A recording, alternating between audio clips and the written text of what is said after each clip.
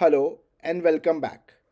In this video, we will install and configure Visual Studio Code or VS Code, a very powerful and lightweight code editor. Even if you're new to coding, don't worry, we will guide you through each and every step in a simple and clear way. So, what exactly is VS Code? VS Code is a lightweight yet powerful code editor that supports many programming languages like C++. It is used widely by developers because it offers very powerful debugging tools, extension support, and a very easy to use interface. Now, let's go ahead and install VS Code on our system. For that, we will first need to download the installation file and then we will begin the installation process. So, to download the file, open your web browser and go to the website code.visualstudio.com. You will see the following web page opened up. Go ahead and click the download button. Select your operating system. Since I am running a MacBook Apple Silicon chip, so I will click on this button and it is going to begin the downloading process of the file. Once your file is downloaded, you go ahead and open the file. So this is the file we just downloaded. So I'm going to double click and open this up.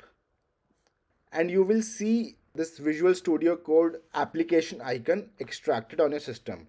Now go ahead and double click this. This is going to show you this pop-up box. Click open and that's it. You will see this VS Code interface appearing. That means we have successfully installed VS Code on our system. Now, to set up our VS Code for C++ programming, we need to install a few extensions to enable VS Code to run smoothly for C++. This is the Visual Studio Code default window that you will see once you install VS Code. Now to install an extension, you will see an icon, this icon on the left. You click here and you just search for the extension. The first extension that we are going to install is type C/C++. The first extension C++ by Microsoft. You click install and this is going to begin the installation process for this extension. This is done. Now the second extension that we will need to install is type C/C++ extension, this one again by Microsoft. Click here to install it. This is also done installing.